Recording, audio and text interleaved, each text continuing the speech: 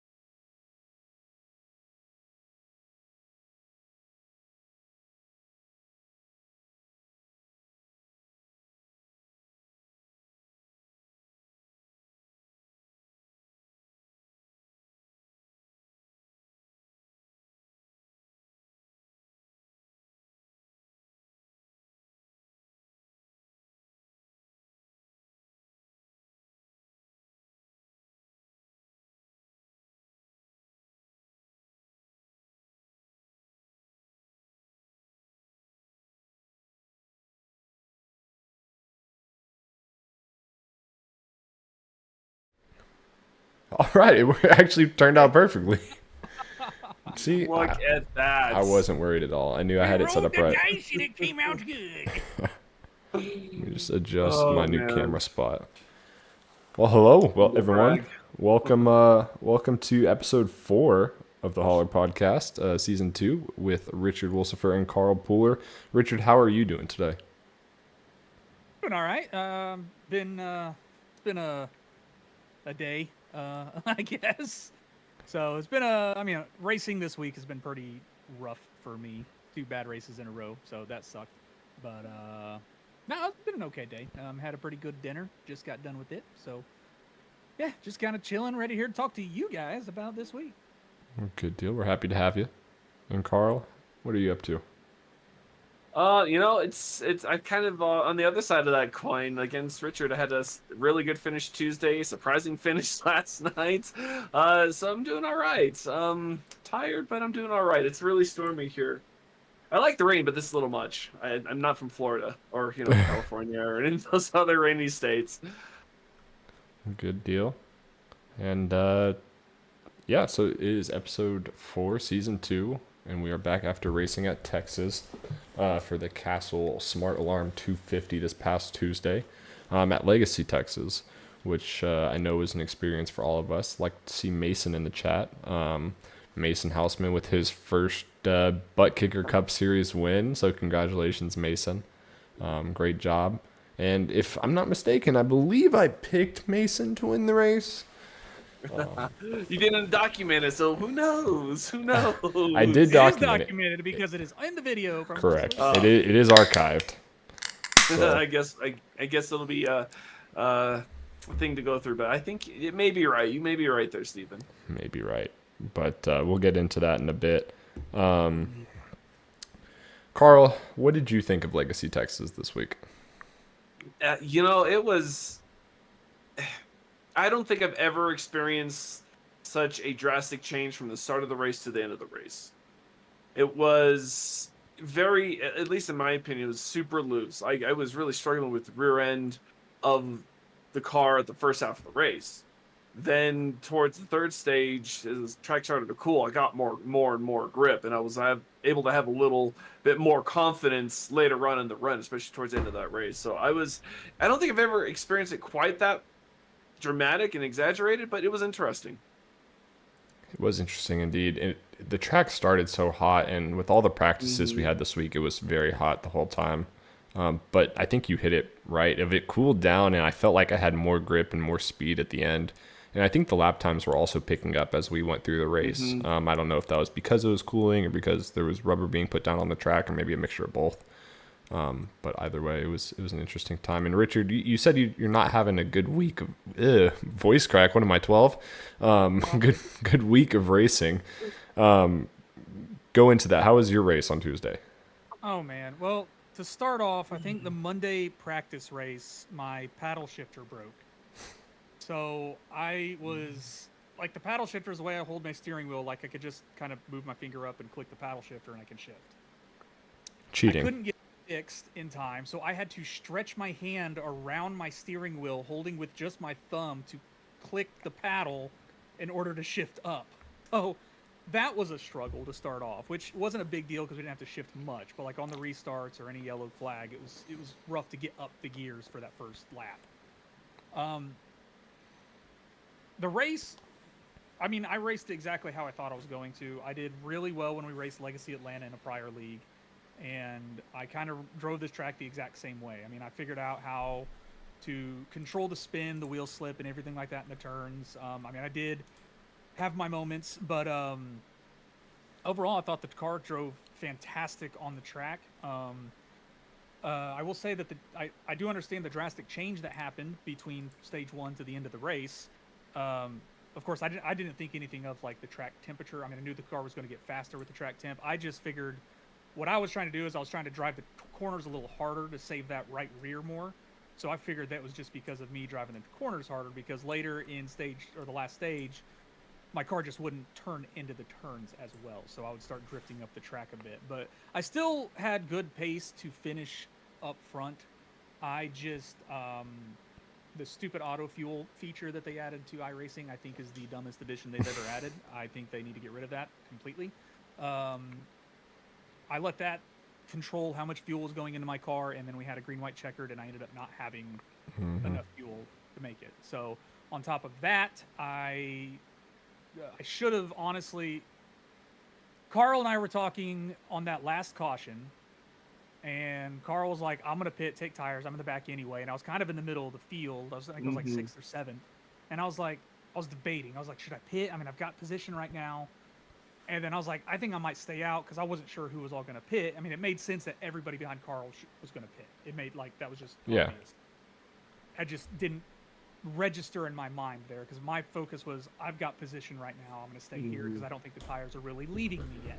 And it was hard to track position was important. It was hard to pass. It was very hard to pass. And overall, I should have pit because one, it would have gave me enough fuel to actually make it through green, white, checkered. And then it would have gave me the tires to actually run up in the front like I was for the majority of the race. Because I was running top 5 basically all race. So a little upsetting. I ran out of fuel going into turn 3. I ended up finishing like 15th. It was kind of crappy. But and then last night's league that we raced, that's a whole different story. Well, I'm curious about that. Where did y'all race on that one? I know this. Daytona. Oh, so you were really excited for it then. I was, me and Carl were really excited because Carl and I work really well on super speedways. We always have, except when Carl gets a little antsy with his pushes. That's fair. That's fair. But Carl ended up having to have an EOL to start the race after qualifying, I think, like 6th or 7th. It was 11th, but it 11th, was okay. decent starting spot at Daytona. Out of a 38 car field, I qualified like 24th, and Carl had to get an EOL. So we were not together off the start. Carl was back with all the other people that weren't wanting to race. Like, they were just kind of wanting to hang out in the back. And I was up with generally a lot of the better drivers, but there were a few that just wanted to constantly push a 3-wide situation for no reason after one lap of racing. And I ended up getting caught in one of the wrecks because one of the guys decided to self-clear himself on a bumper. And I didn't have a lot of damage. But what really sucked was when we made the final pit stop, I slid through my box and I lost the draft. That's a big mistake. Yeah, it was huge. Especially on green flag stops. So yeah. But, so yeah, it was rough for that. Just a whole bunch of dumb moves people were making, and I ended up getting involved in a lot of them. There was one wreck. Like, if you actually went and watched the broadcast and watched this wreck that happened, everybody was wondering why the heck a caution wasn't thrown. There were 4 or 5 cars that were completely sideways, and no caution was thrown. And it, like, completely separated, like, the first 15 cars from the last 20. It was like, dude, are you serious? Like, this is a moment where admin should have thrown a caution. Like, it was it's up for debate. ridiculous. As other things are up for debate, and there are gray areas in the rules, and as we know. But you brought up a good point of the auto fueling feature. I feel like Adam and I talk about it each race. I just wish they got rid of the auto fueling feature because it's just another thing I have to disable. I really enjoyed the times before it when you actually had to calculate it or to try to figure out how many miles you were getting per gallon, how many laps you were getting per gallon situation, so you know how many gallons you need to add to the end. It added an extra element, but now, yes, it can lead to mistakes where you run out in a green, white, checkered situation, but some people just put enough laps on like the additional whatever to add, so it's like it gets you to the end plus 5 laps or whatever. It just doesn't. I just don't like the extra thing I have to adjust. Yeah, and I don't want to. Well, and I was talking about this. I know in when I first started iRacing, I actually learned that you can get into the INI files, and it's actually pretty easy because you could turn your auto, because you know how the fast repair is automatically on. Well, you can go that, turn it to a 0, and it would be off. So you have to activate it. So I'm thinking there would have to be something in the file where you could turn off the auto fuel as well. Quite possibly, but I shouldn't have to have essentially a degree in coding, it feels like, at times to access those files. I mean, it's not very user friendly. Yes. There should be something in the settings. Like but automatically have auto fuel or fast repairs on. Right, something like that. I mean, I'm not arguing the point, but I'm saying there's still a possibility of being able to do it. You're saying there's a workaround, and we don't want the workaround. Give us the easier way.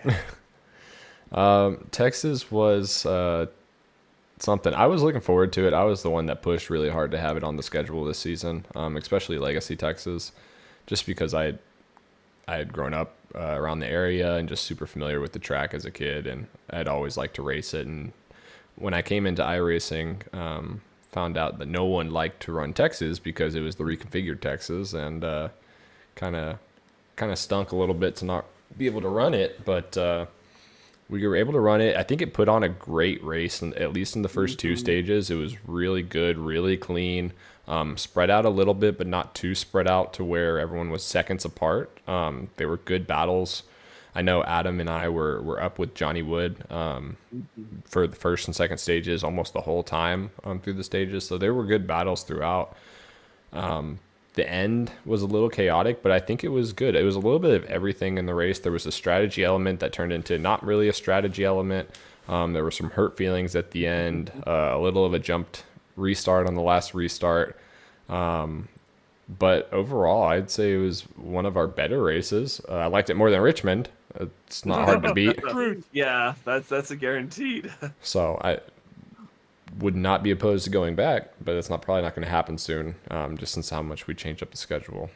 But not happy with my finish. I think I ended up finishing 9th. Maybe I scrapped back after finishing 3rd in both first and second stage. Somewhere near the end, one of those cautions fell, and I got shuffled back a little bit because I took 4 tires and some in front took 2. And I had gotten side by side with Brendan and got doored at one point, and I think the damage was just too much, so I just kept sinking like a rock sort of deal. And I was battling for just staying in the top 10 at that point, and unfortunately got into Jamie on the white flag lap, and brought out a caution that wasn't too well timed for some people. It was unfortunate, and obviously didn't feel good about it, but really didn't want to wreck my teammate at the end of the day, and just trying to stay off of him was what I was focused on at the time. But it could have been worse. Hey, it worked out for me. I was able to, use it, so I'm not complaining too much. Well, Yeah, I'm glad Carl I can got help. his career high second place finish, man. Yeah, go. buddy. Well, hopefully soon you'll be getting that win, since we had a new first-time winner. Back-to-back weeks, we've had first-time Butt Kicker Cup Series winners in Jared and Mason this past week. So hopefully that trend can continue. We're going to New Hampshire, I believe, next week. We'll get into that a little bit more later. So who knows? But I'm trying to think of... I guess we can go straight into... Or I'll go into the results, actually, real quick. Let me pull them up. I had them here. So, like I said, Mason Houseman ended up taking the win for his first win of the season. Carl, yourself, in second place this week. Great job. Third place was brought home by Brendan Maddox. I know he was so close to that win. Oh, man. And it feels like it was taken away from him, but unfortunately it's part of racing sometimes. But it was a great run by him to come home with third. Johnny Wood Jr. in fourth. You could argue he dominated the whole race, leading 142 laps. He was very difficult to pass, not in an aggressive way. He was just quick. Man, he was fast. Qualified first, ran up front the whole time, and unfortunately at the end it got a little hectic and got shuffled back a little bit. Jared Hughes follows up his win last week with the top 5 this week. Adam Buzzio 6th, Dustin Stallings 7th, Matthew Corder 8th, myself 9th, and Richard Smith the 2nd 10th. Let's see. We had a total of 8 cautions, 2 for stages, so 6 cautions for incident. Not too bad. I feel like that's kind of what we expect at an intermediate track. Nothing out of the ordinary there. And then I'll go over the standings real quick, and then we can get into our meatball of the week, if y'all would like. I do want to, talking about Please. the track change, and as it was getting faster, out of 170 laps, Mhm. all right, all of the fastest laps were within the last 15 laps. Mason Yeah. Houseman, his fastest lap was lap 155. My lap was lap 156. Richard with the fastest lap overall at the race, 29.180 at lap 157. So yeah, as that sun went down, the times just kept getting faster and faster and faster, and it was just crazy how quick it got there towards the end. And we weren't cooking our tires in. It's like the tires were able to Oh, balance out and be able to stick. So it was nice. they were able Well, to that's stick to a also- point. but then you were able to Yeah, burn that right front really Oh, it easily. was It turned easy. into burning that right front just off. You can burn in that right front, and now you can't turn, and you're Mhm. burning the rear.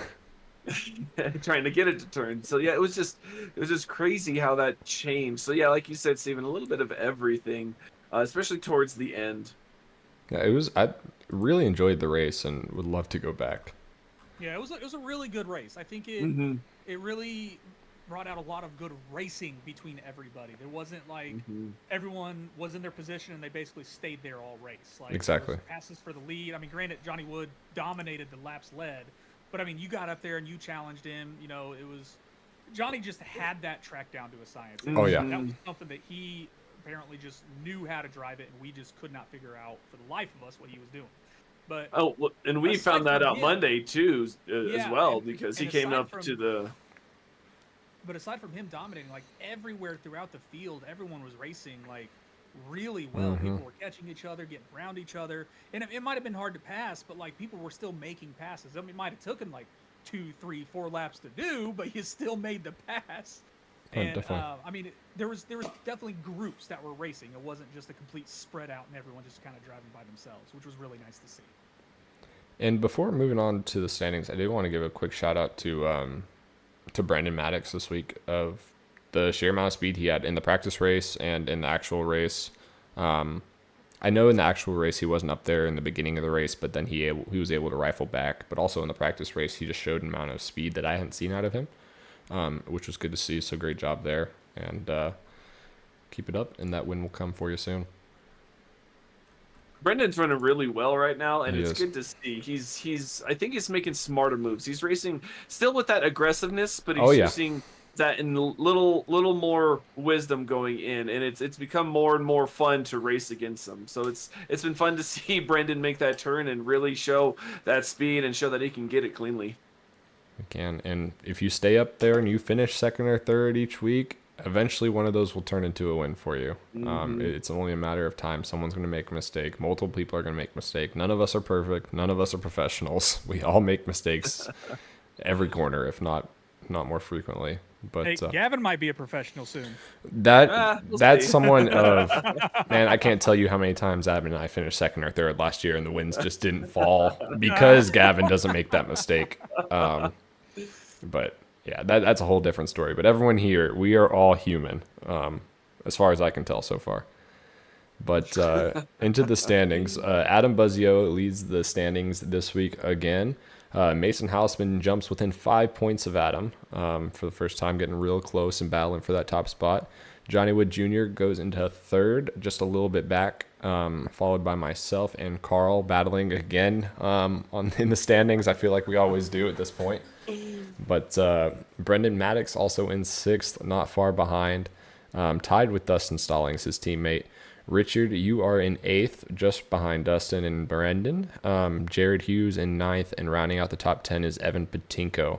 The battle for that 10th spot isn't necessarily that close right now.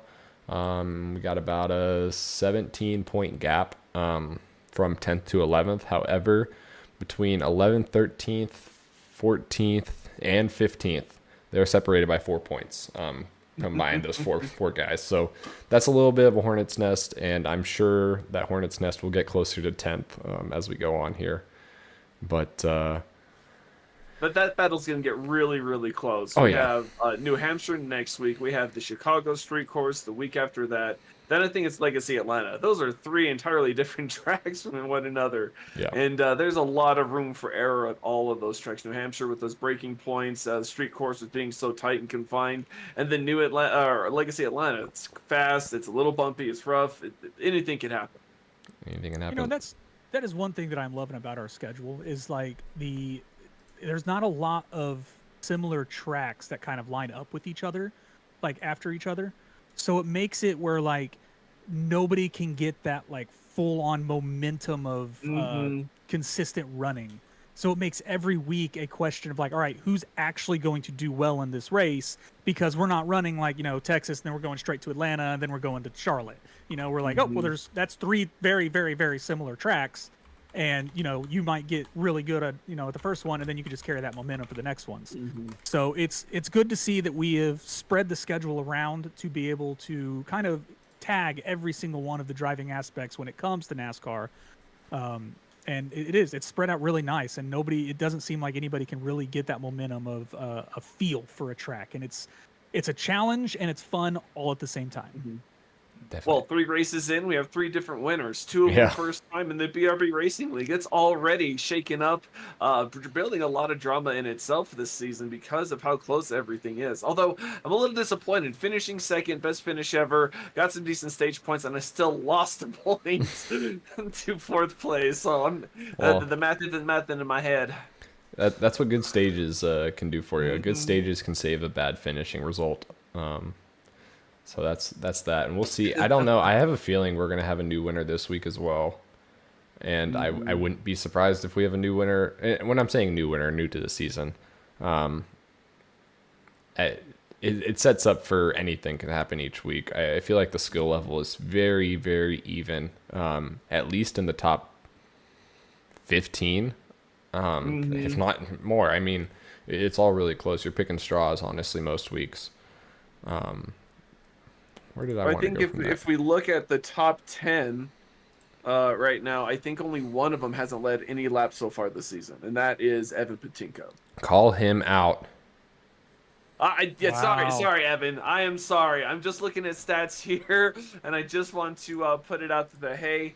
That's the only thing I see. But being in the top 10, not leading any laps, like you said, those stage points, you have to be sometimes where you need to be, where you can be. So like the top 10, if you can get even a point or two, can keep you in that fight for the chase, even that last spot.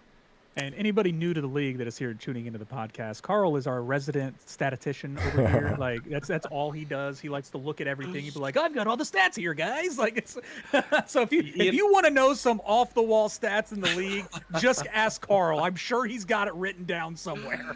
I'm utilizing my workspace. All right, that's what I call it.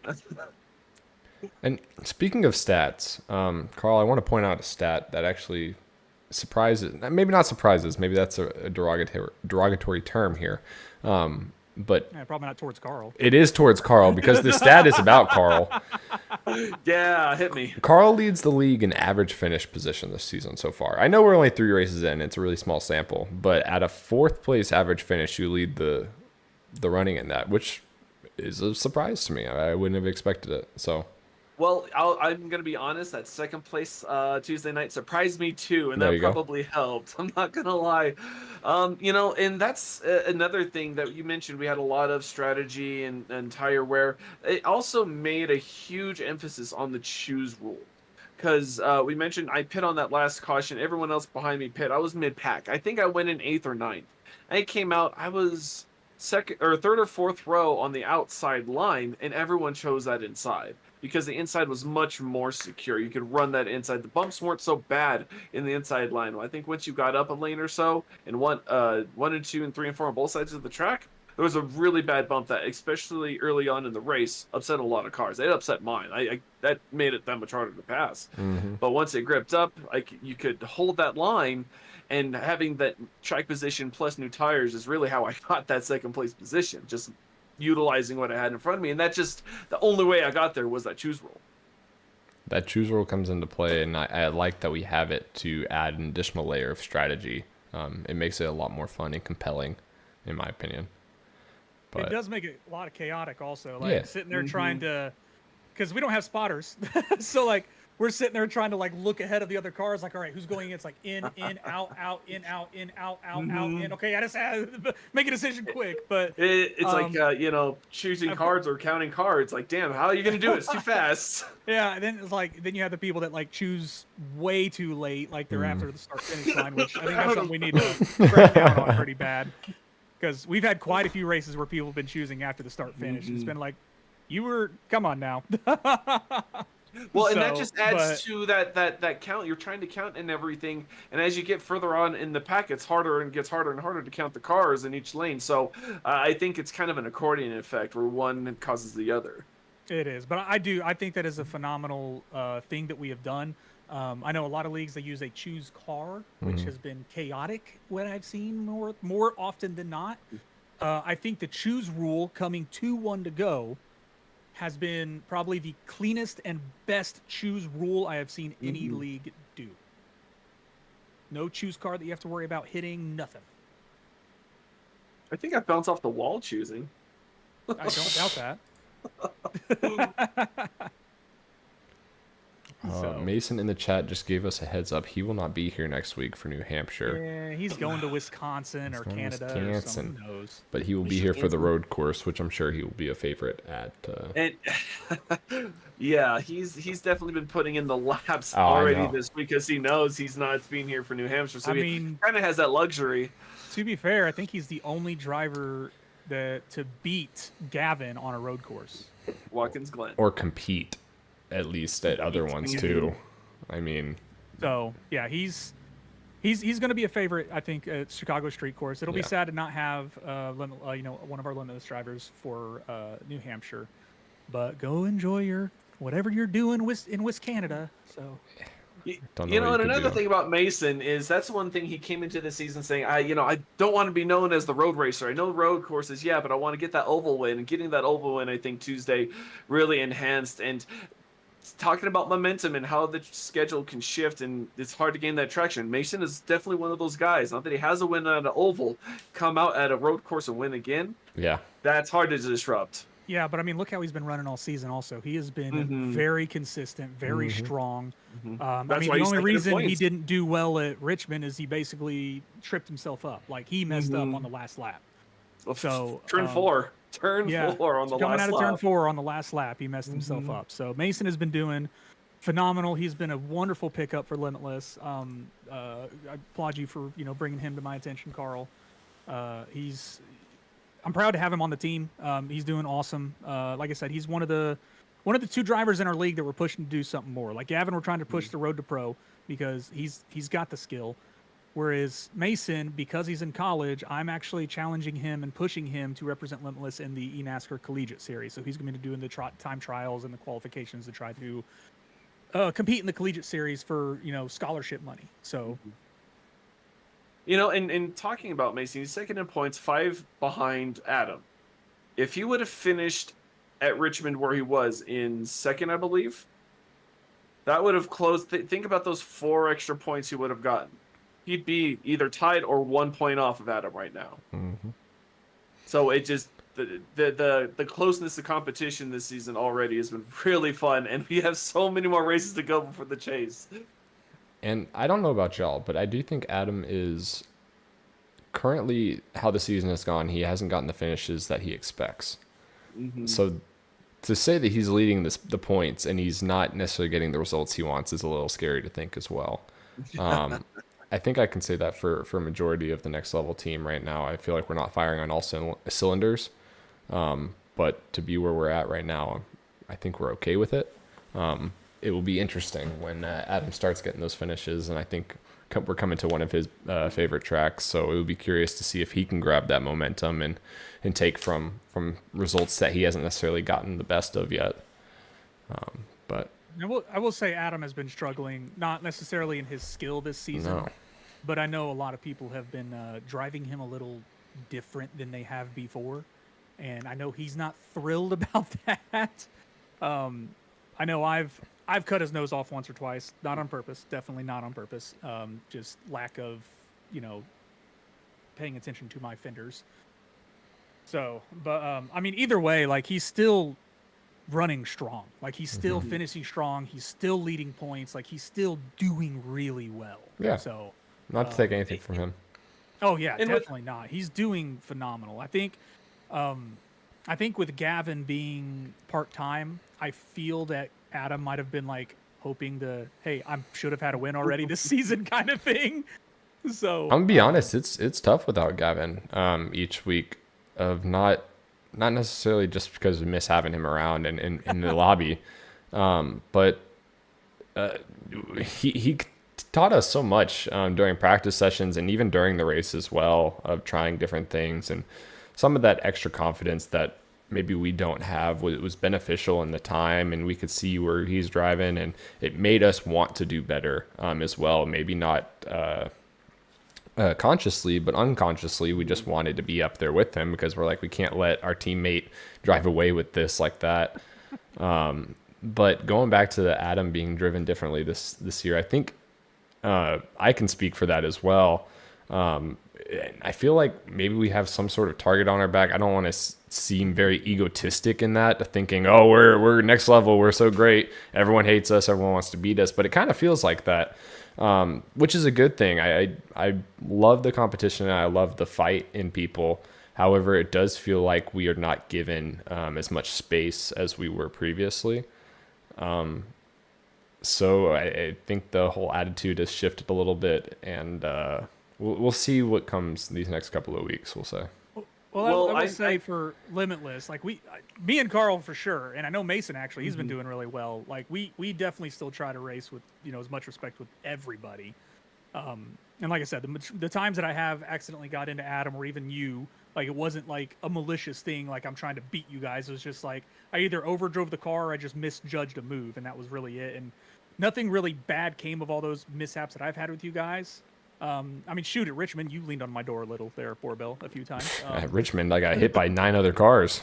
Was it? Wait, no, was it Richmond? Oh no, it was. I think it was Texas. Actually, you leaned on my door once or twice. Yeah, after you leaned on my door. I didn't care, man. Like leaning on someone's door is not a big deal to me. I'm like, I don't care. Like that's racing, man. Like it's when you drive into a turn and just straight slam someone's door. That's a different story. But no, I mean, I'm trying to race better, but I'm also trying to make the racing more entertaining, not only just for the people watching, but even for us. Because like, I like being able to fight cleanly and respectfully for a position, not just kind of let someone buy kind of situation. And like, trust the guy you're racing with not to totally dump you. Like that's the thing. That's another thing. Like I have a lot of trust with racing against you guys at Next Level, because we know how we all race each other. And I mean, I know I've been a little bit more aggressive with you guys, but not in like a I'm going to take you out to beat you kind of way. It's more of like I know how I can drive around you, and this is what I'm going to do to try to not give you my position or to take that position away from you. Right, and I don't want it to come off of that. I feel like everyone's racing us dirty. It's just everyone's racing us harder, and there's nothing wrong with that. I don't have any problem with anyone racing hard. It's when the slip-ups happen, because racing hard and racing over your head leads to those mistakes. And putting yourself in that position when one of those mistakes happen is very frustrating. Jared says really feels like everyone races with a lot of respect, and I couldn't agree more. I would say 99% of the time and 99% of the laps we run, everyone gives people as much room as they can reasonably with being competitive. It's been a great balance, and I don't want any of that to change. So no complaints there.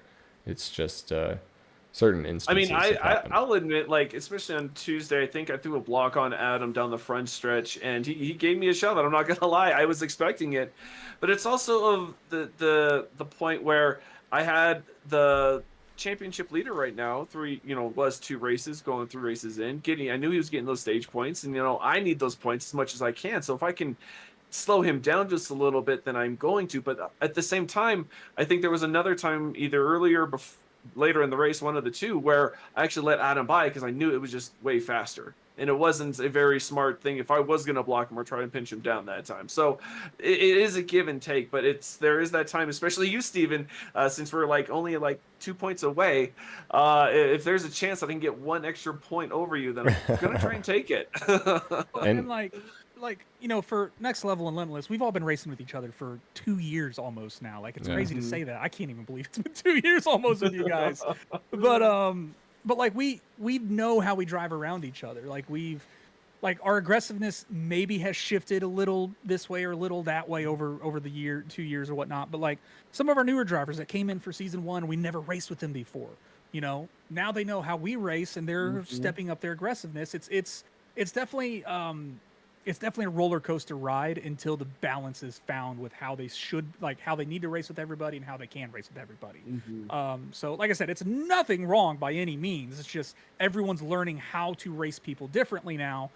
And I mean, some people, like you said, some people do drive a little bit over their head, and just some people are just a little more aggressive. But overall, everybody drives with the utmost respect in this league, and it is probably one of the cleanest leagues that I have been a part of, because I mean the skill the skill gap really isn't that huge between everybody.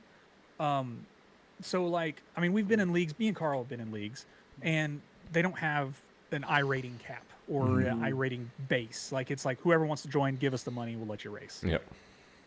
I mean, we were in a league on a Monday night where you had 1,200 I rating people racing against people with 7,000 and 8,000 I rating. And the people with the 7,000, 8,000 I rating, they drive you like you are a POS. And they will treat you like that. And they don't care because they think they're in the right and you're in the wrong. And generally, they're the people that were more settled into that league. So the admins leaned more towards them because they're the higher I rating. So we've seen that, we've experienced that, and this league does not have it. So, and it's awesome to see. Everybody here drives with so much respect, and like everyone races 110%. Everyone's giving it their all, and it is competitive everywhere throughout the field. Like in Texas, we had two very distinct groups, okay? And I hate the word back markers, but the drivers that were running in the back, they weren't as fast as the guys up front.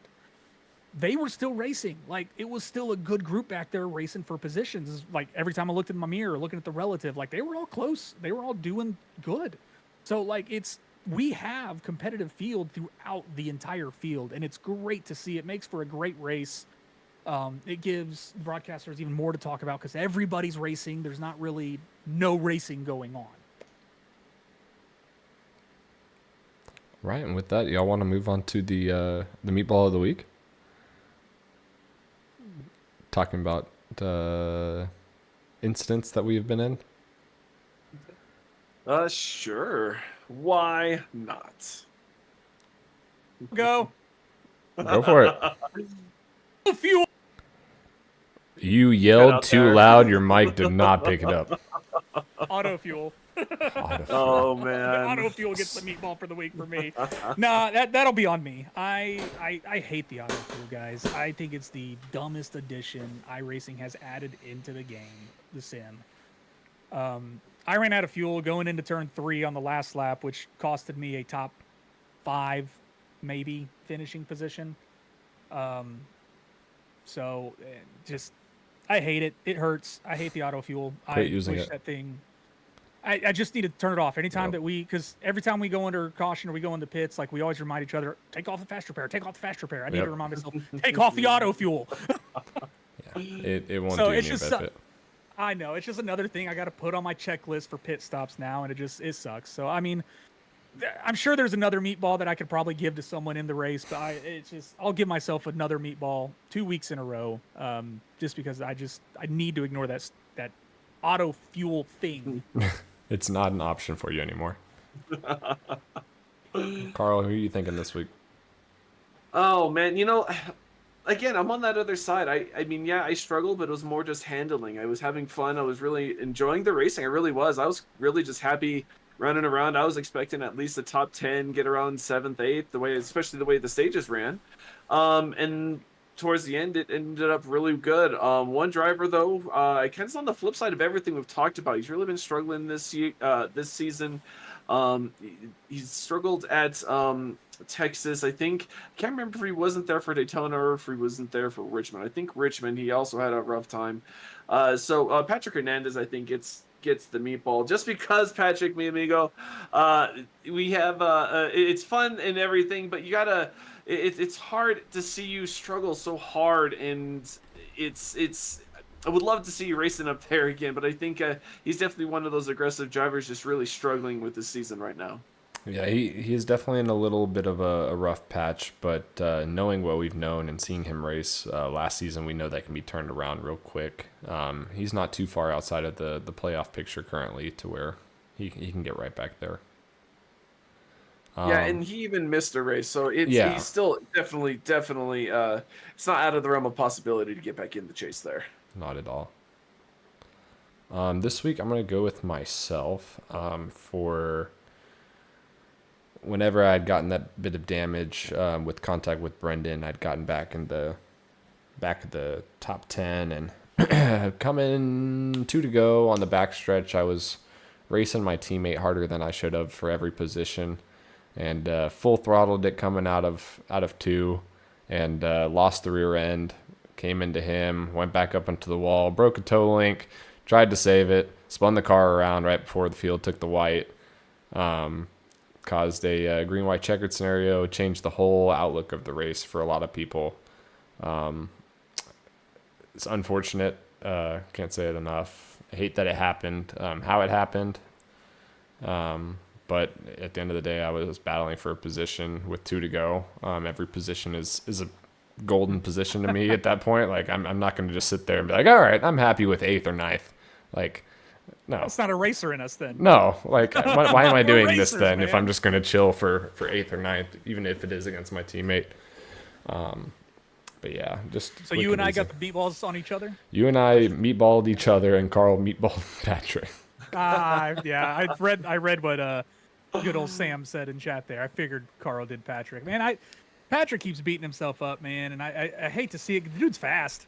He is fast. He's got speed. It's just he control. Like, it's just he gets, like I said last season, man, he just gets stuck in his head when he starts losing control, and he can't seem to get out of it. He needs that little, guidance on his shoulder in the chat with him to get his head straight again. I think if he can do that, he's going to be a good contender. Like, if he can just get control, basically, of his emotions, his car. Because I mean, like, I know every race he's like, I hate this track or I hate this car. It's like, and it's funny, it is like that's why he was our favorite driver. But I mean, like, we have practice sessions up, man. Like, just 30 minutes, each one of those sessions, you could get a whole bunch of learning done. And I mean, I know people got lives. We all do this for fun. I get that. So, but yeah, dude, I do hope he can. I hope he has a good race sometime this season. I really do. He's needing a good race. Mm-hmm. He is needing a good race, and you can't get it all back at once. You can't just flip the switch and be from going from struggling and being aggressive to winning races like that. It's going to take a couple of just solid finishes, or just finish the race in one piece and then build on that slowly but surely. So, but yeah, I think if he could just finish a race without an issue, even if it is last place or if you're even a lap down, finish a race without having an issue, and it can build so much momentum for you. It really can. Well, and I've both of your cameras. The cat's attacking me, but I know my I've dog's had those barking. stretches. Piss up when pets attack, part 2. But anyway, it's I've definitely been there where you're struggling and you just are kind of like, I can't do anything right. You have a really dry patch, and I think you're right. You hit it on the head there, Richard. Is you just start stringing together, just finishing the race, and then work on that, then slowly build that up. Because Steven, you're right too. You're not just gonna flip a switch and it's all gonna be good. It sometimes takes a little practice, a little bit of work, but just getting out there, finishing a race can be a huge deal. I know sometimes last night I felt like a winner. I finished in the top 15, even with earth damage and everything else. So it was just one of those races. It depends on who you're racing, where you're racing, what the whole mentality is, and that's just the difference between two tails. Sorry. And I have to wait for the dogs to intermittently bark. They're getting ready for bedtime, and they got their toothbrushes, which they love so much. Oh. But no, and New Hampshire is a tough place to try to get it all back at. It's going to be interesting. And with that, we can go into next week's race at New Hampshire. Wait, before we do that, please. Did we talk about the BRB bonus brawl standings? We did not. Please tell them us. All right. Please. So, guys, Now. also with Legacy Texas, that was our first round of 3 for the BRB bonus brawl in-season tournament. I mean, we've beat it multiple times. What it is, it's just a mid-season championship, basically. You paid a little bit of money to join in, and it's just a very simplified point system. It's not where you finish in the race. It's who you finish ahead of, who's part of the bonus brawl. All the drivers have special decals to indicate that they're doing it. Anyways, so with that said, we only allot 10 points to the 10 drivers that finish ahead of everybody. So, like, if you didn't finish in the top 10 of these drivers, you finished with a meatball of points, and I was one of them. I have 0 points after race 1, so it's going to be rough to try to win that nice. What I think it's like $170, like almost $200 to win. You know, it was crazy.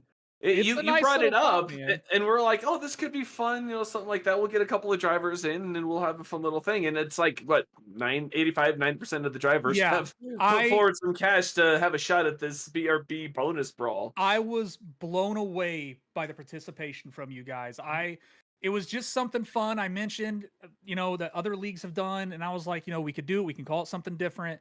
And we brainstormed some ideas. We decided to call it the BRB Bonus Brawl, which worked out perfectly just because of the league's name and everything. But so and I was not expecting. I was expecting maybe 7 drivers to join it. That's literally all I was expecting. And when 90% of the league signed up for it, on top of us adding even more money into the pot, like I was blown away, dude. Like the participation for it has been astonishing. You guys are awesome. Thank you for wanting to participate in it. With that, I'm planning on actually doing some more stuff with it. Hopefully we can get it sponsored and get a little bit more, fun for it. But with that said, we're gonna talk about the standings. Carl, you lead at 10 points with your P2 finish because Mason is not participating in the bonus brawl. And you know what? I wasn't even thinking about the bonus brawl. I knew it was a part of the race, but I wanted points. I wanted to win. I'm thinking long term of the championship, and I wasn't even thinking about it. So when I saw that, I was like, "Oh, wait, that's right. That's a thing." So I got really excited. And that's the best part is like you were not even paying attention to the fact that you were racing for the bonus brawl because you were like, "I'm racing for points for the championship right now," especially being up, in P2. Yeah. So like. It's cool. It's a nice little like, holy crap, wait a second, we're doing this also. So Carl Pooler currently leading the bonus brawl at 10 points, followed by Brendan Maddox at 9, Johnny Wood Jr. at 8, Jared Hughes at 7, Adam Buzzio 6, Dustin Stallings 5, Matthew Corder 4, Stephen Borbell with 3, Richard Smith the second 2, Evan Patinko 1, and then Matt Erickson, myself, William Maddox, Patrick Hernandez, Rusty Sanchez, and Chad Bean all racking in the donut for the week. So we have a long road ahead of us to even have a slimmer of a chance to compete for that. It's almost impossible now, but it's going to be rough. It's going to be hard. Carl's got a nice cushion already with the 10 points, but that can easily be lost. Just so you know. I gotta give Brendan a shout out. Yeah, we mentioned it earlier. He thinks he got a win stolen from him, and it's up for debates. But it was definitely a good race towards the end. And between me and the gap for second place was 0.06 of a second, inches. And it was just one of those finishes, and he even did the whole rub the door, slow him down type thing, and he still was able to just edge him out by a couple of inches. So again, Brendan, that was fun. It's been fun racing with him these last 3 races, so I'm excited for New Hampshire. But yeah, thank you everybody for the participation and wanting to be a part of the first annual or first seasonal bonus brawl for the BRB Racing League, guys. And hopefully we can make it bigger, better, and more exciting in the seasons to come. And good luck, guys. That's a big pot of money. Like that's awesome. So it's going to be fun to watch. So yeah, Thank you. Thank you, Richard. And before getting into next week, do want to give a reminder to everyone as well about the our Powder Puff race, our first annual Powder Puff race coming up July 11th. There is a sign-up form that you can fill out if you are listening and you are a driver in our league. The sign-up form is on... it's in our announcements section within the Discord. I'm also going to repost it there and give a reminder to everyone within there, and even send something out potentially on social media coming up here as we get closer to that. Today is 2 weeks out. Yes. Oh, I got to get my wife in the rig and practicing. Yes. So maybe we can get a practice session set up this weekend. I know my wife was talking to me today. She was playing games on my computer, and really, man, she is good at video games. Let's just say that. And she's like, "Oh, I want to practice tonight. And so she's been itching at that. So maybe this weekend we can get something up. and get everyone Get them all some into track Discord and have time. them talking to each other. Exactly. That'll be Oh an God, this interesting could be time. hilarious. So yes, just a reminder again, July 11th, sign up sheet in the Discord and will be reposted again later.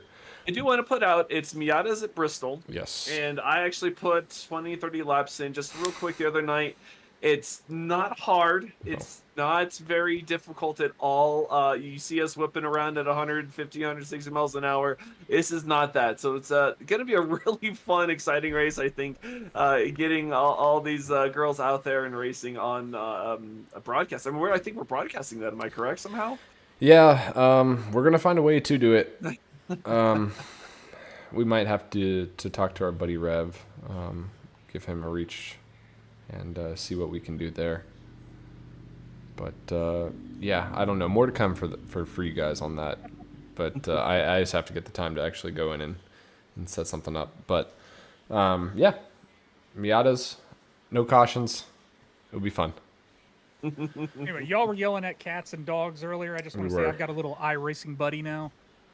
Oh, Lord. Oh, not geez. a cat, a black cat. Uh-oh. That's terrible. why you finished His- 15th. His name is Hagrid, and he sits on my Hagrid. little. My wife named him.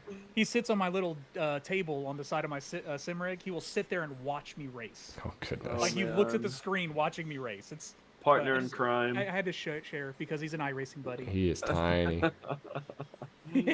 Oh, bright lights. But on to next week at New Hampshire. We go to New Hampshire for the Ascendance Trucks 175. 175 laps in New Hampshire. The stages break down at 40 laps, then another 40 laps to lap 80, and then the rest of the way to 175. So 40, 40, 95 are the breakdown. I have personally raced New Hampshire once in this car, and personally, it's right up there in one of my most hated tracks, like that in Phoenix. Any flat tracks, I just don't think they're fun. I think they're just so they're technical and not in a fun technical way. They're slow Gateway's technical. fun though. Gateway is the most fun out of those tracks, but it's still not Yeah. fun.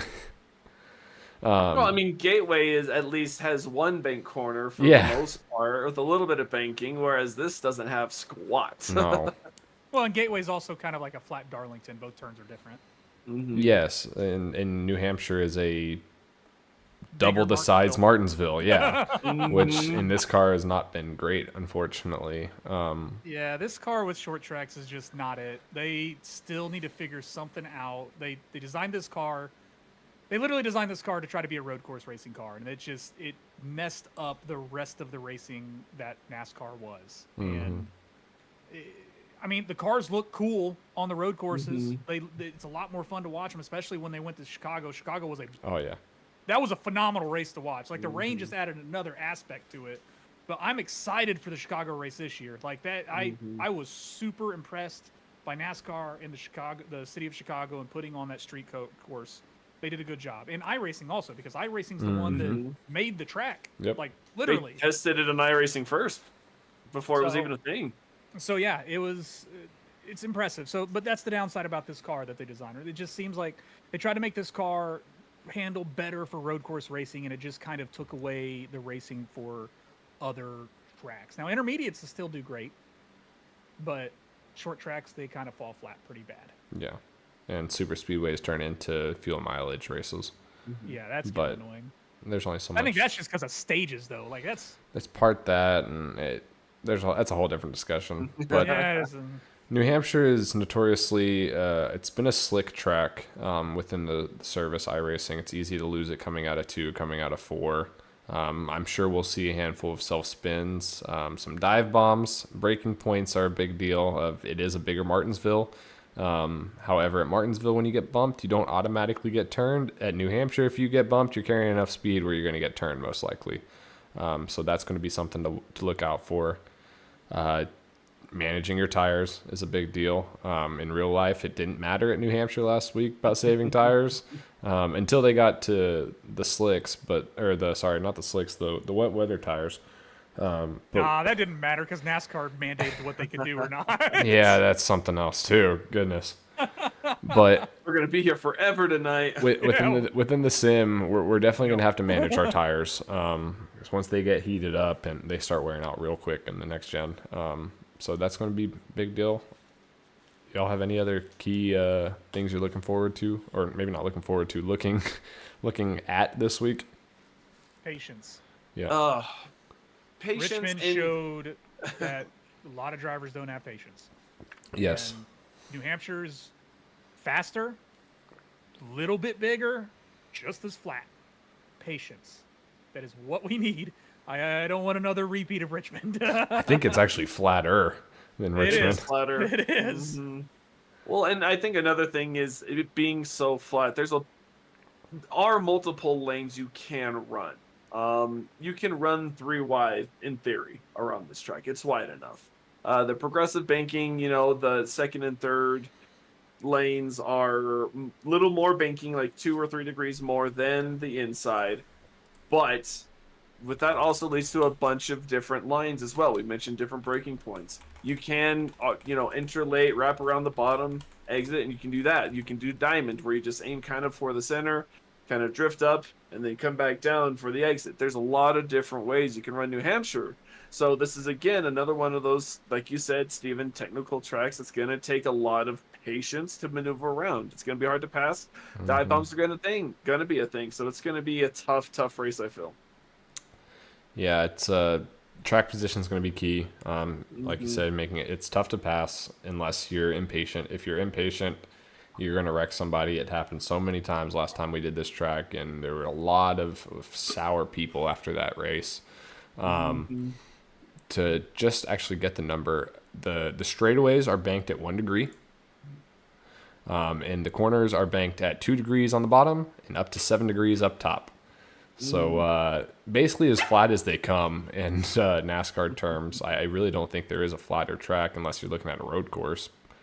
But yeah, I just think flat tracks are so boring. I can't stand them. I get super frustrated at all the time. I just can't figure them out, and it always seems like I burn the right front up, and I did with this new tire model, whatever they did, I feel like the more the heat gets into them, the more exaggerated the wear does too, and you just start losing so much time, so much track position, and it's just one of those where it's not a fun race. I feel like it's a tedious track, and it's going to be a tedious race for me come Tuesday night. It feels like a job more so than having fun. Yeah, exactly. But we're looking forward to that next Tuesday on Extreme Sim TV at 9 p.m. Eastern for the Ascendance Trucks 175. My camera is frozen, so you can't see me, but I am still talking, so don't fear. It will fix itself here in a minute. I'm sure it will. Having some issues on the PC side. There it is. Oh, maybe not. I don't know. But with that being said, That's our host, guys. that is your host. The host with the broken computer. The telling you. most broken computer. It's going to fix itself here in a second again. I think I've left my PC on all day. It's working overtime for sure. But so we'll get into our predictions for who we think is going to win next week. And I think it's only fair, since I had Mason last week picked correctly, that I get to pick first. Yeah, that's fair. All right, good deal. Jared says I'm fired, so thank you, Jared. Well, I was about to fix it, but nope, it came back right when I fixed it. It just needed a love touch. It did need a love touch. Maybe the wire's a little loose. It's possible. Oh, well, it just blinked again. I don't know. I'm gonna ignore it. It's been flashing green every now and Yeah, then. I don't know what's going on with it. But so this week, New Hampshire. Last time we raced here, Adam Buzzio, who has notoriously been fast on flat tracks and technical tracks similar to this, was very close to winning it until an individual who thinks he's the hot shot and better than everyone, Blaze Crawford, came in, took him out. I don't even know if it was white flag lap or next to last lap. Took him out in turn 1 or 2, I think it was, and took the win away from Adam. And Adam is going to get his revenge, and he is going to win his first race It's of the not season. really revenge. Blaze ain't with us. Thank It God. doesn't matter. It still probably stings Adam It's to this personal day. against the track right now. He Yes. was fast. He knows he has the ability. So right now it's personal. He was very for Adam. fast. So Next Level is going to be back on top this week. Or next week. And now, Yeah, Carl, next Richard, week. I don't know. I don't. Carl, you finished B2? Oh All right. shit. Okay. I'm sorry. Anyway, you know, Johnny Wood Jr. I'm gonna choose Johnny. He seems to be getting. He was fast right out of the bat. He led the most laps last Tuesday. He got shuffled back there and he just couldn't quite recover. But other than that, Johnny Wood Jr. I think has a great shot at it, especially the way he was able to save his tires throughout the run Tuesday again. I think this track could suit him, so I'm gonna pick Johnny Wood Jr. Not a bad pick. He is not far off from getting his first win either. Mm-hmm. It's been quick. Richard, who are you looking forward next week? Oh man, I don't know. Like you picked the person I was gonna pick. I don't know, man. We got a really, really good field of drivers. Cop out. Dustin Stallings. I think Dustin Ooh, Stallings has good, been yeah. doing. I think he's been doing really well. I mean, he always has been. He was most improved driver last season. He's still showing strength this year. I think he'll be able to pull it off this race. Yeah, I would not be surprised at all if any one of our three won.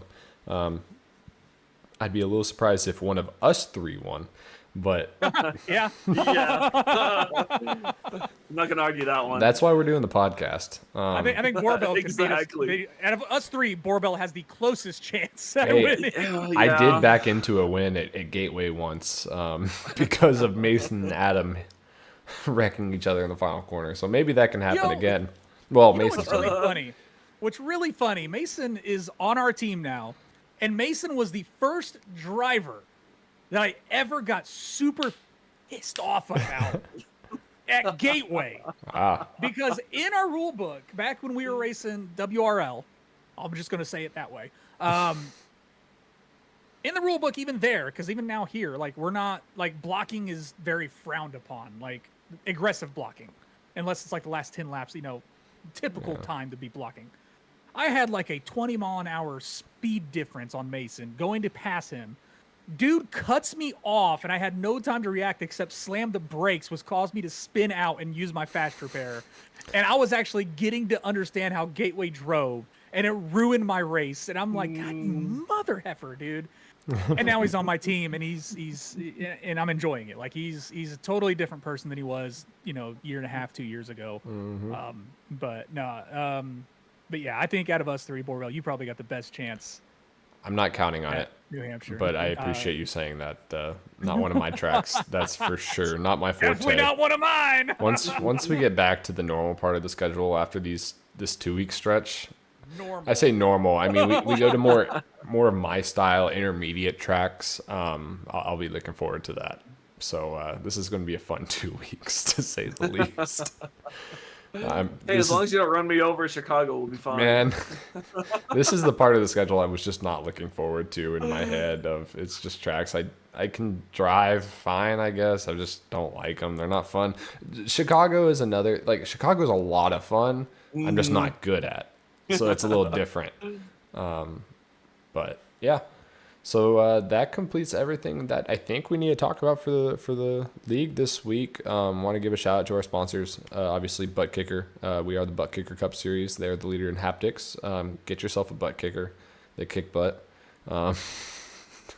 Obviously, They more like vibrate, but I mean, it will kick your They butt do- if you put it up high enough. Man. Oh my gosh, yeah. I when I first set mine up, and I didn't adjust any of the adjust a few of the settings or whatnot, but I didn't adjust the volume of how loud yeah. it was and everything. And I'm sitting there and I'm just testing it out, and I hear my wife from the other side of the house like, "Oh my God, is that how loud that thing is?" I'm like, "Oh, Yep. I need to figure out how to adjust this." Hey, even Because if she you ain't don't gonna be happy when she's trying to sleep. even if you don't want one from sim racing, you don't do sim racing, you can get one for your home theater system. It can shake your couch during an action movie. That's a fun time. I highly recommend trying that if you haven't and you have a butt kicker already. Go get a butt kicker, put it on your couch, and watch Saving Private Ryan. Great idea. Ooh. Great idea. You know, I know Microsoft Flight Simulator is pretty big, and I've Yep. seen butt kickers literally take off there too. So They are really big in the sim community of flight sim, driving sim. I've even seen in like obviously American Truck Simulator, and as well as Train Simulator, I believe, is another one that people have used them. I don't hate. It seems to have a use. I don't know. I'm not a conductor. But also want to give a shout out to Sundance Pizza, Ascendance Trucks, and Ideal Lease. Thank y'all for supporting us. I got it You right. got it right. I got it right these past 2 weeks. Thank y'all for supporting us and letting us do this podcast, and also race every Tuesday and do what we enjoy with the people we enjoy. Let's do just a very quick 2-minute rundown. Team points. Team points. All right. I have it up, ready to go. That's a new thing we're doing this season, guys. In case, I mean, y'all are here in the league, you know, we have very little people that are not part of the league, but no, we actually do team points now, guys. So we have a team championship. We do. So just for fun. No, I don't think there's anything really behind it at the moment, but So currently the team standings. So we take basically your average finishing position for a team of, say, Carl and Richard are the only limitless drivers to run. Carl finishes first, Richard finishes fifth. So they get a total of 6, and they average out to third because 6 divided by 2 is 3. So that's their average finishing position. And basically the top average finishing team gets 10 points, down to 8 points, 6 points, 4 points, 2 points, 1 point, etc. And after 3 weeks, so after Texas, our team standings currently sit at Next Level in first with 26 points, even on a down start to the year. Maverick Motorsports second with 22 points. Limitless third with 18 points. Redline 14 for fourth place with 14 points. 2120 Motorsports fifth with 9 points. In Southern Mafia, Adam has it spelled as Southern Magia. like what he does. In sixth with 3 points. Adam, you're fired. That's another shot at Adam 2 weeks in a row, I believe. But yeah, love you, Adam. Oh, also, just another real quick thing before I move on. 2120 Racing also just picked up Richard Smith II. So now they have another did. driver on their field. So congratulations there. It's good to see people picking up other drivers for their teams. yep, and that could boost their standings points. At least gets them more eligible for potentially more points. So we'll see. But into NASCAR world. Last week NASCAR was at New Hampshire that we touched on earlier. It was an interesting race because the beginning of it, or the majority of it, was relatively normal. It was kind of boring, but it was fine. Like, it was watchable, but it was pretty boring. And then the rain came, and my wife looks at me, and we're watching it, and she's like, "They're not going to race this. It's over." Like, we were at Charlotte when it rained. I'm like, "No, they have rain tires for this. Like, they're going to be fine." And we're waiting it out, and Damp tires. wet Damp wet tires. tires. That's what they're called. And yeah, then the rain came through, the lightning stopped, and they got the track dried off enough for the cars to come out. And then we see 5 wide racing off the get. And the times were, I believe, like 5 or so seconds slower than before the rain had came. So it was really interesting. You have to... They can actually race and pass each other when the cars have to slow down for the corner, and actually get off throttle and really drive the car. So it was really actually interesting to see at that point. I know Christopher Bell kind of ran away with it from then on out, but the racing through the rest of the field was really exciting. You know, it was those. I think the rain delay was 2 hours and 40 minutes with 82 laps to go. But everyone stuck in there, and I think it was worth it. I do think the racing was great. I did enjoy the racing while they raced. Seeing they were all the way on the apron, all the way to the wall, 5, sometimes 6 wide. It was nuts.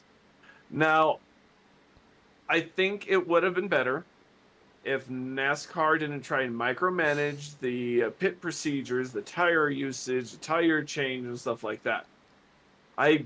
These are long races. NASCAR is traditionally long races where strategy comes into play. And then as a governing body, you have to let, in my opinion, let the teams, let the drivers make that decision. After you say, okay, we're going to start on wets just because safety reasons. But when things start drying out, give them that option. It's up to the driver at that point to handle that car. I don't think NASCAR should have held it like they did and kind of held it hostage. I think they should have let the crews start on wets and then after that say, good luck, don't crash too many cars. And I don't think we're far away from that. I think NASCAR is scared to let go of that now, since the wet tires are still a relatively new thing, at least within the Cup level. And it won't be too much longer before they really allow you. Yes, if we have a rain delay and they come back from rain, I am more than okay with NASCAR saying you have to start on wet tires here. But whenever you feel you're ready to go to slicks, feel free, go in. Maybe not do competitive pit stops if pit road is wet, but at least have the option to pit and get tires without losing your position or whatever the case is. If you pitted kind of situation, like it's tough. I like that extra strategy element, and to have it removed during a time where the racing is so entertaining is a little bit of a letdown. But at least the product on track was good at that point. Yeah, the product on track was actually really good with everybody on the wet tires still. It was still really fun to watch for the fans. As a driver, and you heard it over the radio, you heard all of the crew chiefs and all of the people sitting there complaining to NASCAR, like, let us make our decisions. Like, I can see NASCAR, because this was what, their first race actually, like, to be able to do this? Oval race. An oval race, yes. They did Richmond So- as well, but they started it as opposed to resumed it. Right. So this was their first, like, full on, like, hey, the race has already started. We had to wait for a while. Let's put the wets on now. It's near the end of the race. So, I mean, on an aspect of that, I can see why NASCAR was a little bit more like, let's be a little safe on this because we still need to protect our image, like our product. So it kept the field on an even playing field, which again, I don't think any one of us could sit there and say we did not like that end of race product because it was awesome to watch. Watching New Hampshire, a flat, short track, 5 wide, like that was insane. Like that was never seen before really at that track. It was awesome to watch. The product was great, but I can see the issues with the drivers and being like, look, this track is dry enough. Give me my slicks because they're there to win. And I get that. And I think that would have actually made it a little interesting to watch, watching drivers with slicks and drivers with, the damp tires, wet tires. It would have been really interesting to watch because, I mean, like myself over the past year or so, maybe a little less, I have been watching a lot more of the sports car championships, IMSA, WEC, way more entertaining to watch because, I mean, especially the endurance races, but that's just me. And just watching the drivers make the decisions on what they're going to do. And even for F1, like even a couple of the F1 races I've watched this season, the Montreal Grand Prix in Canada, like some drivers went slicks, some drivers stayed intermediates. Like it was interesting to watch that strategy play out in that form of racing. And I think NASCAR eventually needs to get to that point where, like, I mean, yeah, the race might have started, they started the race on the wets and the dry track eventually did dry up and they're like, okay, everybody go back to slicks. We're good to go. But when it's at the end of the race like that and everyone's trying to race for points and for a win, it's like you have to learn to step back. I mean, you're the governing body. We get that. But you need to give these teams their strategy back. Like, this is going to be part of their strategy. If they want to go out and ruin their car because they wanted to put slicks on still a damp track, that's on them. Whatever consequence they're going to face because they took out another driver because they wanted to make, the crew chief wanted to make not a smart move with putting slicks on and then the driver made the mistake of running the wrong line. That's a consequence that they're going to have to put up with. Like, that's part of the strategy making that drivers and teams have to make. Yeah, very well said. I'm sorry. I was thinking in my head I was trying to link this somehow of if a team had the ability to go with slicks and then they wreck their car, they're going to be upset with NASCAR. And I could trying to find a way to link it to the charter discussions where apparently now they're really far apart and the teams are not going to be getting money at this point from NASCAR. The teams want more money than NASCAR is willing to give, and as a team owner of a lower team, maybe, why would I go put on slicks to possibly ruin my race car if NASCAR is not going to give me money to be able to take a risk like that? I guess is the best way I can combine the two. Yeah, I mean, I get that. The governing body, you know, they're trying to make it an even playing field for all the drivers because, yeah, you have Hendrick Motorsports where they have the money to be able to be like, you know what, who cares? Go throw on slicks, try to get that win. If you wreck your car, it's not like we don't have the money to replace it. Whereas, like, you have, let's Front say, row, colleague. Wood Brothers, Yeah. who has one car. They have one car field. All right. If they go out and put slicks on and they wreck their car, that's a huge money loss for them because like they don't have the full backing like Hendricks does. So like I can see NASCAR's reasoning to govern it the way they did to kind of, you know, one, it kept the product really good on track still. Like nobody really complained as a fan watching it. It looked great. The racing was phenomenal. But yeah, it I guess you could say it does put a slight bit of an unfair advantage to the teams that have that severe backing. So it definitely is a huge gray line area that's hard to balance.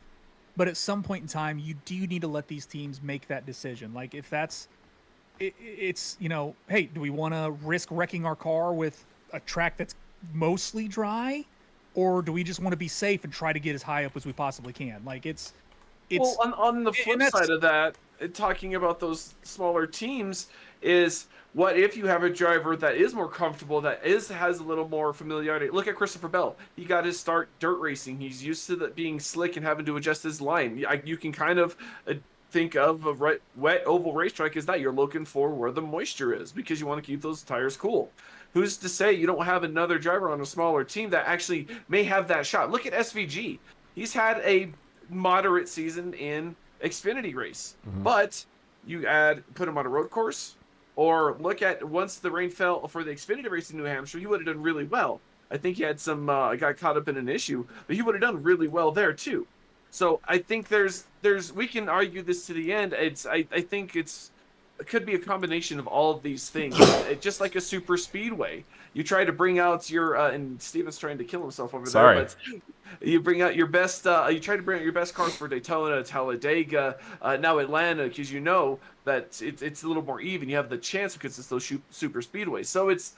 I think there's argument on either side of the strategy and saving money versus taking that risk. It's again part of the strategy within the politics of the sanctioning body. I mean, yeah, exactly. Because that smaller team, their driver might know exactly what they need to do to keep that car under control with slicks on a slightly dry track. And that smaller team, they took that gamble and they, you know, blew everybody out of the water because they're like, you know what, we're going to be slicks and everybody's going to stay on their wets. And they ended up winning the race because they chose slicks. You know, it's a strategy that the teams need to be able to make. I mean, I'm not saying I back up NASCAR fully. I'm not saying I back up the teams fully with the New Hampshire situation. I don't think it was a bad call overall what NASCAR did because the product on track was still phenomenal up until the very last. But I can definitely understand the drivers and the team's frustration with it because it kind of kept their hands tied and they couldn't make an actual strategy decision. Because, I mean, if you look at it, NASCAR really is a miniature endurance race. There's legit pit strategies. I mean, it's NASCAR is one of the longer racing season, like singular race every week than any of the other series out there. I mean, like F1, they race for what, an hour and a half, maybe 2 hours tops? Anywhere, yeah, about 2 hours. Yeah. Sometimes it gets an hour and a half depending on weather, but or 2.5 hours. But IndyCar doesn't really. I mean, their longest race is the Indy 500, whereas everything else is just kind of like an hour and a half, maybe 2 hours, and it's done. I mean, NASCAR, you're talking 3.5 to 4 hours every single Sunday for the most part. So, I mean, every Sunday, it's like a miniature endurance race. And it's only one driver. They don't do driver swaps. So pit strategy is a huge factor when it comes to NASCAR. And I think that's, you know, and that's one thing I try to explain to people that try to make fun of NASCAR. They're like, oh, it's just driving in circles. It's like, it's not, though. It's a huge team effort to put that car in victory lane. It's not just a driver. It's also your pit crew. Because look at Denny Hamlin. Look at the championship he lost because of his pit crew. Look at Martin Truex Jr. In New Hampshire, running up front, doing well. They dropped the tire when it wasn't ready, and they put him in the back, got him in a wreck. He had a great car until that point. Another huge mistake. Yeah, so like, again, NASCAR protected their product. I get that, and it looked great. We all loved the race. It was awesome to watch. But I think eventually they're going to have to let that product flourish and let the teams make the decision and make that on-track product look more interesting when people start making decisions on, like, what tires am I going to run. Well, I mean, that also, I mean, it's been kind of pushed to the back burner for a lot of things, but I know a year or two ago they were wanting to try and maybe test different tire compounds of just slicks, so like a soft versus a hard, like IndyCar with the primary and the softs or stuff They like did that. at So, North Wilkesboro. And I think Exactly. that's part of it. Is Mhm. I that's why I don't think we're too far away from something similar of a structure of different tire compounds and being able to choose what you want when you want. I think they're doing their testing to make sure that they can make enough of a difference between the tire compounds, especially the slicks, between the super softs and the tires that they have now, to make sure that they actually wear out at a rate that makes them faster, but also a hindrance when you burn through them, kind of deal. Yeah. So it's going to be a minute until they can get that right balance, and until then, we're stuck where we are, unfortunately. But I really don't think we're too far away. I want to say that's unfortunately because, like, again, New Hampshire was a great product.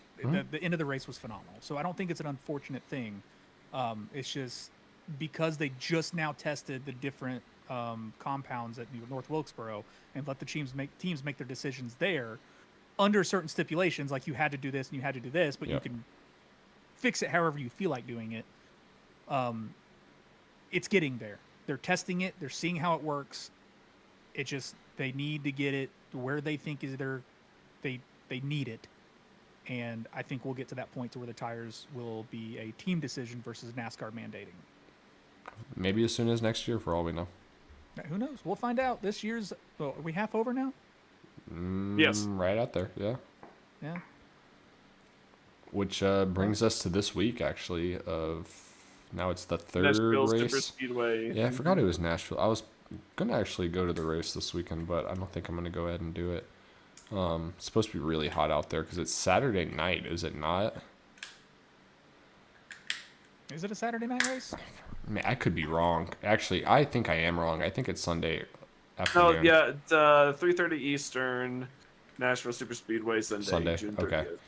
I got confused from last week's I forgot it was Nashville this week. TV. Yeah, exactly. Nashville Super Speedway, 1.3 mile, I think. Yeah, it's a mile and a third. Yeah, mile and a third, concrete, oval. Love the track. Great track. In the sim, at least. It's a super speedway also. It is a super speedway. It's crazy fast. It's a little bit flatter than a traditional like mile and a half cookie cutter, like a Kansas or a trying to think Chicagoland, Vegas sort of thing. But it's a slightly smaller version of those, in my opinion. That's also slicker because it's concrete. And with it supposed to be as hot as it's supposed to be on Saturday in Nashville, it will be very interesting to see that going on. But not much to expect. I think the race is the Ally 400. I believe they still have the sponsorship for it. And I do know Dale Jr. designed Alex Bowman's car this week, Yes, he did. which is a really cool car. If you haven't gotten a chance to look at it, give it a quick Google search. And, Yeah, it's a sharp looking car. He did a good job at designing that. yeah, it's very sweet. Ally obviously has ties with Hendrick and Dale Jr., and it fits Nashville very well. But don't want to talk too much about the race, but other than who y'all think is going to win.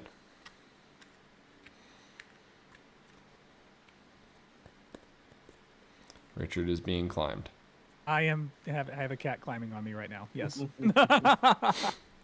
Oh man, who's gonna win this week? That's a very good question.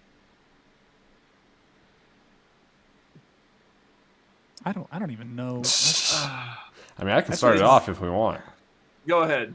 Chase Elliott. It's a good pick. It's a good pick. Nashville has been a Chevy track Hendrick's also been good at it in the couple of years that they've gone. Chase won Texas. Don't want to say it's a similar track, but Chase is pretty good at intermediates, I say. Feel like he's safe. I don't know who to pick, but I'm going to say it anyway because, I don't know, he's been having a rough year. He really has. I still have faith in him, though. I think he can pull it off. He's doing better, but I feel like RCR's cars are just junk right now, and they're just Not aren't- again. Yeah, I'm gonna do it. Number 8, Kyle Busch, baby, KB. Nah, he's having a rough year, man. It sucks to see because he had such a good season last year. Like started off the season really strong, and he's not running bad. He really isn't. He's running up in the like top 10, top 15 of the field for the most part. It's just he always gets stuck in weird situations where like his car. I don't even know what happened in Nashville or New Hampshire. I don't know if he like the car slipped, something broke, a tire. Something happened. A lot of people think that he did it on purpose because he just didn't want to race in the wet. Because Yeah. it was strange. It was very strange. But I mean, the week before that, his car barely touched the wall and the car just straight broke. And he Yeah. straight up even called the next gen cars out. He was like, typical next gen parts and pieces just broke. And it's just like, and it could be next gen or it could just be a lack of quality in RCR because it just feel like RCR is just toppling over right now and it's not. You're seeing other cars finish the races on their parts, on their Yep. tires. So it's hard to No. blame it on the part supply. No, I know. But I mean, like, it's still, I mean, there's still quality within the team. There's still got to be some kind of quality within the team and building something putting there. it together. And I don't know. And I granted, Kyle Busch is a family man now. Like, he is putting all his focus and effort into his son. And his son's doing phenomenal in the racing scene. So, I mean, it is what it is. His focus is more around his son versus his own performance. And I think that's one thing that's been one thing I don't think people are realizing about Kyle Busch is that. And I don't think it's necessarily Kyle Busch's talent. I think it's just his focus has shifted. Well, it's a chance that he could redeem himself. Last year he finished 9th at Nashville. The year before he finished 21st, but he led 54 laps. So he has speed there. So we'll see. Hopefully he can right the ship. You know what? I like his momentum. I like his mentality, and I like rooting for him. It's gonna be Christopher Bell. I think he's gonna first repeat winner. Boo. And you mentioned it's a Chevy track, but right now Chevy and Toyotas, I feel like, are duking it swing for swing with, Ford just kind of saying, "Hi, we're still here, guys." Not doing nothing much more than that. So I think Christopher Bell has a great chance at this win this weekend. I mean, Ford has been doing a lot better though. They've Mhm. definitely picked up their performance this season near this, like in this middle part of the season. So Ford's been doing a lot better. They're up there. They're challenging. I mean, look at Barry. Look at the phenomenal run he had at New Hampshire. Him and Briscoe, actually, I think. Yep. Was it Briscoe? McDowell and also who's the other one? Gilliland. Yeah, like all four of them, all Fords. Fords, and like they're not like they'd all had a phenomenal showing. I mean, with the exception of McDowell Well, throwing the car into the turn and driving wrecking. in over his head. But I mean, he straight up said he had to. yeah, Like no, he had to. it was fully expected. The thing is, though, there's only 2 Fords in the top 10 standings. None of them are in the top 5, and there's 4 in the top 15. They all had a tough start. Yeah, they had a tough start. They But really did. They're But picking it up again at the same point where they did last year. Maybe slightly behind, actually, where they picked it up last year. And at the end of the New day, car. say what? New car. New car, but like I think they're gonna get it figured out. And we saw they won last year, and everyone's like, "Oh, Fords are slow this year." And Ryan Blaney figured it out, and they had short flat tracks figured out, and it worked out. Blaney, Keselowski, like Kez has they- been fast all year. yeah. Maybe not So quite his old self, but he's getting close. well, he's also running a team, so it's, Yeah. again, focus like Kyle Busch, focus shifted. Exactly. So he's got the team running how he would like it with Roush now, and I think he can focus now on his driving again, and that's what we're starting to see. Keselowski great to see it back. It is great to see Keselowski back, running like he used to do. So, I don't know. If Chase doesn't win, hopefully Kez does. But Yeah, that's I will that's say I fun. am going to be buying Keselowski's Castrol throwback scheme because that Oh, I already bought I it. love. Oh, you already bought it? Yeah. Oh my god, I need to get it, dude. Like that's that because yeah, this is going to be really nerdy for me, but I don't care. The Tom's Castrol Toyota Supra was my favorite car in all of the Gran Turismo games, and to see that on a cup car was so freaking cool. I was like, I don't like Keselowski really. I mean, I don't not like him. It's just he's not one I root How for. can you not like him? I was like, I don't care for him. What? Do I need to make a reason? Jesus. Yes. RFK But, is so lovable. I don't know. Again, it's not that I don't like him. It's just I don't root for him. I don't know. I'm a Chevy guy. But Fair. it would have been better. It would have been better to see that scheme on a Toyota because it was a Toyota Supra. Been like an but Xfinity it's car. still- Mm-hmm. Yeah, They missed an but- opportunity there. Yeah, they really did. But still, it was a sharp-looking car. I love that scheme just because of the throwback to the Tom's Castrol Supra. It's definitely one diecast I'm going to be picking up for sure. Highly recommended. It's a beautiful car. Any of those Castrol cars, honestly, are really good. But to throw it back like that was perfect. But anything else y'all want to add before we wrap it up this week? I gotta hit the bed before Friday work and a fun-filled weekend. Oh, And the cat's man. got to go to bed too. No, this Yeah, thing's we- going to be up all night. I was gonna say that the cats don't sleep. They just They're there. recharge that demonic energy. No, I don't think I've really got anything. I didn't really see much news come across NASCAR this season. I mean, Other or than this Chase season, this Briscoe. past week. Yeah, Chase Briscoe. Oh my gosh. Oh, man. Okay, let's talk about that real quick. Okay. Christopher Bell coming out and accidentally saying Chase at the New Hampshire whatever press release or whatever, and accidentally saying Chase. Then Kyle Larson like trolling Oh, the man. internet saying, "Wow, Chase Elliott, I didn't know you were switching I just, teams. I That's just news love to they me." leaned into that. That was And then hilarious. like we just need to get Christopher Bell and Tom Holland together and just spill all the beans of everything. And then on top of Bell doing that on accident, they had Bell announce Chase Briscoe joining the team at the announcement on Facebook. It was hilarious. I'm like, that could not have been a better like set of events. That was so perfect. It would have been even better if Chase Elliott was there as a joke when they said Chase Briscoe, Chase Elliott walks out. And then, That Oh, that be would have too just been a much. great Great. joke. That would have been hilarious.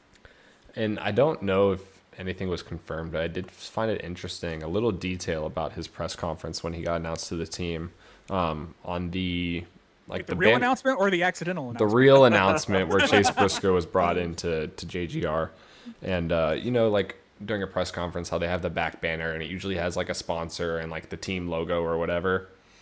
It was Bass Pro Shop. So is that confirmed that Bass Pro Shop he's is gonna picking be driving up? the number 19 Bass Pro Shop. Okay, I hadn't seen anything confirming any Yeah, of as soon that. as it was like the day after the press conference, they confirmed that he will be driving the 19 Bass Pro Shop car next year for JGR. Okay, because I know there was talks of them possibly switching back to the 18 and getting rid of the 19 as a whole, since the 18 is more of an established tenure with JGR. But interesting to see. Well, good deal. Anything else, you guys? I'm good. All right. Well, thank you all for joining to episode 4 of the Holler Podcast Season 2. Be sure to tune in to Sim Experience TV. Sim Extreme. Sam Eve. Extreme Sim TV. Tuesday. You got it right earlier. I did get it right earlier. what? And I, You know I what? lost it At least he's saying our sponsors right. We'll get the Yes, broadcast down yes. eventually. eventually. But on Tuesday, July 2nd, at New Hampshire for the Ascendance Trucks 175 at 9 p.m. Eastern. Another quick shout out to all of our tremendous sponsors: Butt Kicker, the leader in haptics, Sundance Pizza, Ideal Lease, and Ascendance Trucks. Thank you all. Thank you, Richard and Carl, for joining again. Appreciate y'all being here on a weekly basis for the most part, Richard. But you all have a wonderful evening and a great week, and we'll catch y'all back here next week, same time. Good night, y'all. Good night.